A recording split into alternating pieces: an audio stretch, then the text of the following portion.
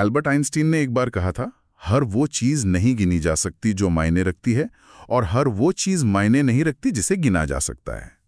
और ये बात आज बिल्कुल फिट बैठती है हमारी बातचीत पर। आज हम नेशनल क्राइम रिकॉर्ड्स ब्यूरो यानी एनसीआरबी के 2023 के जो ताज़ा आंकड़े आए हैं उन पर गहरी नज़र डाल रहे हैं। इंडियन एक्सप्रेस जैसे कई प्रकाशनों ने भी हाल ही में इस पर विश्लेषण छापा है। हमारा फोकस रहेगा समाज के कुछ सबसे कह सकते हैं संवेदनशील वर्गों पर, अनुसूचित जनजातियां यानी एसटी, अनुसूचित जातियां यानी एससी, महिलाएं और बच्चे। ये सिर्फ नंबर्स नहीं हैं, ये हमारे समाज का एक आईना है। और हाँ, जो लोग यूपीएससी की तैयारी कर रहे हैं उनके लिए भी ये बहुत ज़रूरी है। जीएस पेपर 1, 2, 3 सब में ये आंकड़े काम आ सकते हैं। तो हमारा मकसद है इन आंकड़ों के पीछे जो ट्रेंड्स हैं उनको समझना, खासतौर पर एसटी समुदाय के खिलाफ अपराधों में जो तेज उछाल आया है उसे देखना, और बाकी कमजोर वर्गों की क्या तस्वीर उभरती है इस पर बात करना। चलिए शुरू करते हैं। और इन जटिल आंकड़ों और उनके मतलब को समझने में हमारी मदद के लिए हमारे साथ एक विशेषज्ञ भी हैं। तो सबसे पहले वो आंकड़ा जिसने सबसे ज्यादा ध्यान खींचा है, एसटी समुदाय के खिलाफ अपराध। 2023 में 12,960 मामले। अगर 2022 से तुलना करें तो वो 10,064 थे, यानी सीधे सीधे 28.8% की बढ़त। ये बहुत बड़ा जंप है। और सिर्फ यही नहीं, जो अपराध दर है, मतलब प्रति लाख आदिवासी आबादी पर अपराध, वो भी 9.6 से बढ़कर 12.4 हो गई है 2023 में। ये वाकई चौंकाने वाला है। हाँ बिल्कुल, ये 28.8% की बढ़ोतरी बहुत चिंताजनक है। पहला सवाल तो यही उठता है कि ये इतना तेज उछाल क्यों? क्या वाकई में अपराध इतने बढ़ गए हैं, या फिर रिपोर्टिंग बेहतर हुई है, या ऐसा तो नहीं कि किसी खास इलाके की घटनाओं का असर इन नेशनल आंकड़ों पर दिख रहा हो? मतलब सिर्फ नंबर देखकर सीधे नतीजे पर पहुंचना मुश्किल है, पर ये ट्रेंड हमें सोचने पर मजबूर करता है। हाँ, और जब आप खास इलाके की बात कर रही हैं तो मणिपुर का जिक्र तो करना ही होगा। आंकड़े देखिए, 2022 में एसटी समुदाय के खिलाफ सिर्फ एक केस दर्ज हुआ था मणिपुर में, और 2023 में यह संख्या एकदम से बढ़कर 3,399 हो गई। ये तो मतलब असाधारण है। और ये ठीक उसी समय हुआ जब मई 2023 से वहां मैतेई और कुकीजू समुदायों के बीच वो जातीय हिंसा चल रही थी। रिपोर्ट में मणिपुर में एसटी समुदाय के खिलाफ कुछ खास तरह के अपराधों का जिक्र भी है। डकैती के 260 मामले, आगजनी के 1051, जानबूझकर अपमान या धमकी के 203 और आदिवासी जमीन पर कब्जे के 193 मामले। ये आंकड़े तो कहानी खुद कह रहे हैं। बिल्कुल बिल्कुल। यहाँ क्या दिलचस्प है, या कहें कि दुखद है, कि मणिपुर के ये आंकड़े सीधे सीधे उस जातीय संघर्ष के टाइमलाइन से मेल खाते हैं। ये एनसीआरबी डेटा हमें उस मानवीय त्रासदी का एक क्वांटिटेटिव, मतलब एक संख्यात्मक पहलू दिखा रहा है। आगजनी, डकैती के इतने मामले साफ दिखाते हैं कि संघर्ष में संपत्ति को निशाना बनाया गया। पर ये याद रखना बहुत जरूरी है कि ये सिर्फ वो मामले हैं जो रिपोर्ट हुए हैं। ऐसी स्थिति में तो बहुत से अपराध दर्ज ही नहीं हो पाते। हाँ, ये भी एक पहलू है। बिल्कुल। असल तस्वीर तो शायद इससे कहीं ज्यादा गंभीर हो सकता है प्रशासन का ध्यान बटा हो, रिपोर्टिंग मुश्किल हो। अच्छा, मणिपुर के अलावा अगर हम दूसरे राज्यों को देखें तो मध्य प्रदेश में एसटी समुदाय के खिलाफ दूसरे सबसे ज्यादा मामले दर्ज हुए, 2,858। हालांकि यह 2022 के 2,979 से थोड़े कम है, पर 2021 के 2,627 से तो ज्यादा ही है। इसके बाद राजस्थान है, जहां 2023 में 2,453 मामले आए। ये 2022 के 2,521 से कम है, पर 2021 के 2,121 से काफी ज्यादा। तो इन राज्यों में भी आंकड़े ऊंचे हैं, भले ही मणिपुर जैसा उछाल ना हो। ये जो रीजनल वेरिएशन है, मतलब अलग अलग राज्यों में अलग अलग स्थिति, ये दिखाता है कि एसटी समुदायों के खिलाफ अपराध कोई एक जगह की समस्या नहीं है, ये एक फैला हुआ मुद्दा है। मध्य प्रदेश और राजस्थान जैसे राज्यों में आंकड़े लगातार ऊंचे बने हुए हैं पिछले कुछ सालों से। थोड़ा बहुत ऊपर नीचे होता है, पर संख्या ज्यादा ही रहती है।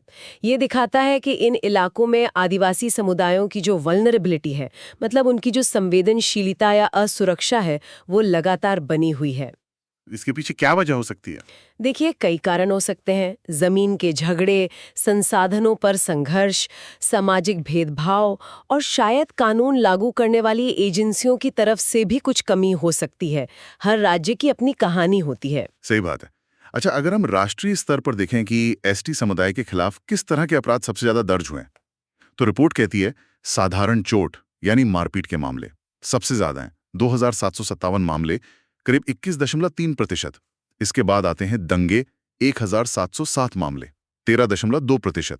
और फिर बलात्कार के 1189 मामले, 9.2%। हाँ, ये जो अपराधों की प्रकृति है, मारपीट, दंगे, बलात्कार, ये अक्सर हाशिए पर जो समुदाय होते हैं उनके खिलाफ हिंसा का एक पैटर्न दिखाता है। इसमें शारीरिक हमला और यौन हिंसा ये प्रमुख होते हैं। ये सिर्फ जिस्मानी चोट नहीं पहुंचाते, बल्कि पूरे समुदाय में डर और असुरक्षा फैलाते हैं। और ये भी दिखाता है कि हिंसा सिर्फ बड़े संघर्षों जैसे मणिपुर में हुई वहीं तक सीमित नहीं है।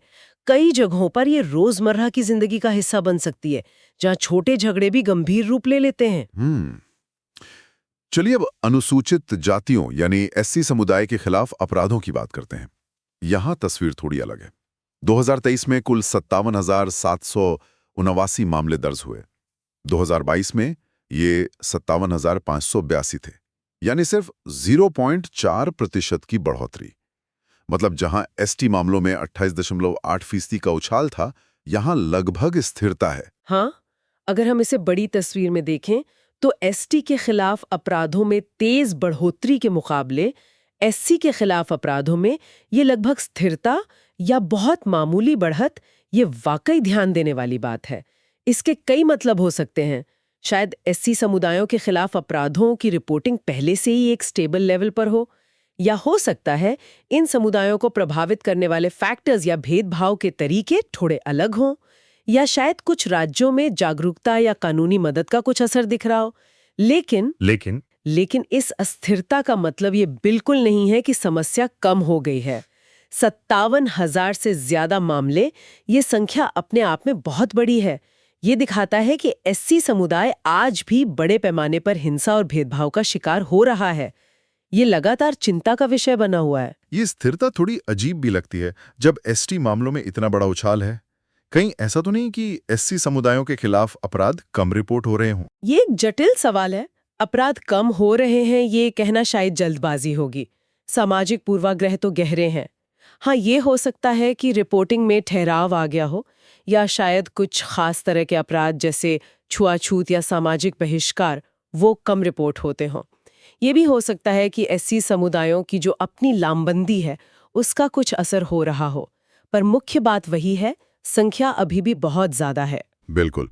चलिए अब महिलाओं के खिलाफ अपराधों पर आते हैं। यहां भी 2023 में थोड़ी बढ़ोतरी दिखी है। कुल 4,48,211 मामले दर्ज हुए। 2022 में ये 4,45,256 थे, तो करीब 0.7% ज्यादा। लेकिन एक दिलचस्प बात यह है कि जो अपराध दर है प्रति लाख महिला आबादी पर, वो 2022 में 66.4 थी और 2023 में थोड़ी कम होकर 66.2 हो गई। मतलब मामले बढ़े पर दर थोड़ी कम हुई। ये कैसे? हाँ, ये थोड़ा कंफ्यूजिंग लग सकता है। देखिए, दर प्रति लाख आबादी पर होती है, तो अगर महिलाओं की आबादी उस अनुपात में ज्यादा बढ़ी है जिस अनुपात में केस बढ़े हैं, तो दर थोड़ी कम दिख सकती है। पर असलियत में केस तो बढ़े ही हैं, और वो भी 4.5 लाख के करीब। लगभग 30% है। इसके बाद महिलाओं का अपहरण 88,605 मामले, 19.8%। और महिलाओं पर उनकी लज्जा भंग करने के इरादे से हमला 83,891 मामले, 18.71%। पॉक्सो एक्ट के तहत भी 66,232 मामले हैं, जो कुल महिला अपराधों का करीब 15% है। और ये तो बच्चों के खिलाफ अपराधों में भी गिने जाते हैं। हाँ, आपने पोक्सो का जिक्र किया, यानी protection of child from sexual offences act. ये जरूरी है कि हम याद रखें कि ये कानून बच्चों को यौन शोषण से बचाने के लिए है। इसका महिलाओं के खिलाफ अपराधों के आंकड़ों में आना ये दिखाता है कि यौन हिंसा का शिकार होने वाली बहुत सी पीड़ित महिला नाबालिग लड़कियां होती हैं। और वापस उस पहले पॉइंट पर आए, पति या रिश्तेदारों द्वारा क्रूरता का सबसे बड़ी कैटेगरी होना। ये बार बार घरेलू हिंसा की भयावहता दिखाता है कि महिलाओं के लिए सबसे असुरक्षित जगह कई बार उनका अपना घर ही होता है। ये बहुत दुखद है। बिल्कुल। अपराध दर में वो मामूली कमी शायद ही कोई तसल्ली देती है जब कुल मामलों की संख्या इतनी ज्यादा हो। ये दिखाता है कि महिलाओं की सुरक्षा अभी भी एक बहुत बड़ी चुनौती है। सही कहा। अब बच्चों के खिलाफ अपराधों की बात करते हैं, और यहाँ के आंकड़े तो वाकई चिंता बढ़ाते हैं। 2023 में बच्चों के खिलाफ 1,77,335 मामले दर्ज हुए, 2022 में ये 1,62,449 थे, यानी 9.2% की बढ़ोतरी। ये काफी बड़ी वृद्धि है। और प्रति लाख बच्चों की आबादी पर अपराध दर भी 36.6 से बढ़कर 39.9 हो गई है। बच्चों के खिलाफ जो मुख्य अपराध हैं, उनमें सबसे बड़ा हिस्सा है अपहरण का, करीब 80,000 मामले, 45%। और ठीक उसके बाद पॉक्सो एक्ट के मामले हैं, करीब 68,000, 38.2%। मतलब 83% से ज्यादा मामले तो अपहरण और यौन शोषण के ही हैं। हाँ, ये 9.2% की वृद्धि खास तौर पर अपहरण और यौन शोषण में, ये एक बहुत ही महत्वपूर्ण सवाल खड़ा करता है। क्या हमारे बच्चे घरों में, स्कूलों में, बाहर सुरक्षित है? हमारे समाज का जो सुरक्षा का ताना बाना है, उस पर यह गंभीर सवाल है।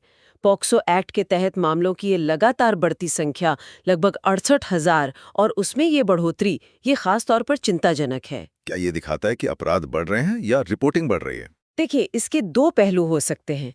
एक तरफ हो सकता है जागरूकता बढ़ने और पॉक्सो जैसे कड़े कानून की वजह से अब वो मामले ज्यादा रिपोर्ट हो रहे हैं जो पहले दब जाते थे।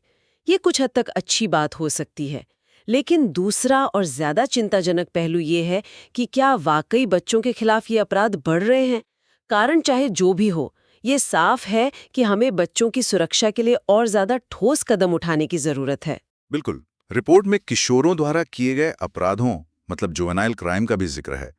2023 में किशोरों के खिलाफ 31,365 मामले दर्ज हुए। ये 2022 के 30,555 मामलों से 2.7% ज्यादा हैं। कुल 40,036 किशोर पकड़े गए। इनमें से ज्यादातर, यानी करीब 34,700, वो आईपीसी के तहत पकड़े गए और बाकी करीब 5,400 स्पेशल और लोकल कानूनों के तहत। और एक बात और, पकड़े गए किशोरों में से 79%, यानी करीब 31,600, वो 16 से 18 साल के बीच के थे। हाँ, किशोर अपराधों में ये बढ़ोतरी और खास तौर पर 16-18 साल के उम्र के बच्चों में ये कई गहरे सामाजिक और आर्थिक मुद्दों की तरफ इशारा करती है। गरीबी, शिक्षा की कमी, मौके न मिलना, परिवार का माहौल, नशा, दोस्तों का दबाव, बहुत सी वजह हो सकती हैं। क्या हमारी किशोर न्याय प्रणाली इस उम्र के बच्चों को संभालने के लिए तैयार है? ये बिल्कुल सही सवाल है। क्या हमारा सिस्टम सिर्फ सजा देने पर फोकस कर रहा है या इन बच्चों के अपराध के पीछे की वजहों को समझकर उन्हें सुधार का मौका देने पर भी? जरूरत है कि हम इन किशोरों को शिक्षा, स्किल और काउंसलिंग के जरिए वापस समाज से जोड़ने के रास्ते निकालें, वरना ये आगे चलकर वयस्क अपराधी बन सकते हैं। रिपोर्ट में कुछ बड़े शहरों के आंकड़ों का भी जिक्र है। संक्षेप में बताया गया है कि 2023 में 19 मेट्रो शहरों में कुल 7,33,983 लोगों को गिरफ्तार किया गया और आईपीसी अपराधों में चार्जशीट फाइल करने की दर सबसे ज्यादा कोच्चि 97.2%, कलकत्ता 94.7% और पुणे 94% में थी। हाँ, ये हाई चार्ज शीटिंग रेट अक्सर पुलिस की एफिशिएंसी का इंडिकेटर माना जाता है। मतलब पुलिस ने जांच करके केस को कोर्ट में भेजा। कोच्चि, कलकत्ता, पुणे की ये दर अच्छी लगती है, पर इसकी व्याख्या थोड़ी सावधानी से करनी चाहिए। क्यों? हो सकता है इन शहरों में जो केस दर्ज होते हैं उनकी प्रकृति ऐसी हो कि सबूत जुटाना आसान हो, या पुलिस कुछ खास तरह के मामलों पर ज्यादा ध्यान दे रही हो, या मामलों को निपटाने का दबाव हो। तो सिर्फ चार्जशीट रेट से पूरी कहानी पता नहीं चलती। हमें कन्विक्शन रेट यानी सजा की दर और लोगों का न्याय प्रणाली पर भरोसा, इन सब चीजों को भी देखना होगा। तो कुल मिलाकर अगर हम इन सब आंकड़ों को एक साथ देखें तो क्या तस्वीर उभरती है? हमने देखा कि एसटी समुदाय के खिलाफ अपराधों में बहुत तेज उछाल है, जिसमें मणिपुर का बड़ा हाथ है। एसी समुदाय के खिलाफ मामले लगभग स्थिर हैं, पर संख्या बहुत ज्यादा है। महिलाओं और बच्चों के खिलाफ अपराध भी बढ़े हैं। बच्चों के मामले में तो 9% से ज्यादा की बढ़ोतरी है। महिलाओं के खिलाफ अपराधों की कुल संख्या बहुत ज्यादा है और किशोर अपराध भी बढ़ रहे हैं। बिल्कुल, ये आंकड़े हमें समाज के सबसे कमजोर और हाशिए पर मौजूद वर्गों की जो लगातार बनी हुई असुरक्षा है, उसकी एक झलक देते हैं। इन अलग अलग ट्रेंड्स के पीछे बहुत जटिल कारण हैं। कहीं सच में अपराध बढ़ रहे होंगे, कहीं रिपोर्टिंग बेहतर हुई होगी। सामाजिक तनाव, आर्थिक असमानता, मणिपुर जैसे क्षेत्रीय संघर्ष और शायद हमारे सिस्टम की कुछ कमियां, ये सब मिलकर इन आंकड़ों को बनाते हैं। इसलिए सिर्फ नेशनल एवरेज या कुल संख्या देखना काफी नहीं है। हमें और गहराई में जाना होगा, राज्य के हिसाब से, अपराध के प्रकार के हिसाब से, पीड़ित और अपराधी की सामाजिक आर्थिक पृष्ठभूमि को ध्यान में रखते हुए। तभी हम असरदार नीतियां बना पाएंगे और जमीनी स्तर पर कुछ सुधार ला सकेंगे। ये लगातार निगरानी और विश्लेषण का काम है। और जैसा हमने शुरू में कहा था, यूपीएससी एस्पिरेंट्स के लिए ये डेटा बहुत महत्वपूर्ण है। जीएस पेपर 1 में समाज, पेपर 2 में शासन, कमजोर वर्ग, सामाजिक न्याय और पेपर 3 में आंतरिक सुरक्षा, इन सब में ये आंकड़े और विश्लेषण काम आ सकते हैं। ये फैक्ट्स आपके जवाबों को वजन दे सकते हैं। पर ये सिर्फ परीक्षा की बात नहीं है। एक नागरिक के तौर पर भी हमें अपने समाज की इन सच्चाइयों को जानना चाहिए। और यहीं पर हम आइंस्टीन की उस बात पर वापस आते हैं। ये आंकड़े वो कहानी कहते हैं जो गिनी जा सकती है, जो दर्ज हुई है। पर उन अनगिनत अनकहे मामलों का क्या, जो रिपोर्ट ही नहीं हुए? क्या ये बढ़ते नंबर हमेशा बढ़ते अपराध का ही संकेत हैं, या बढ़ती जागरूकता और रिपोर्टिंग का भी? और सबसे बड़ा सवाल, हम समाज के तौर पर इन आंकड़ों से आगे कैसे बढ़ें? कैसे पक्का करें कि ये नंबर सिर्फ बातचीत का मुद्दा ना रहें, बल्कि इनसे असल बदलाव आए, ताकि हमारे समाज के सबसे कमजोर लोग सुरक्षित महसूस कर सकें? इन सवालों पर जरूर सोचिएगा।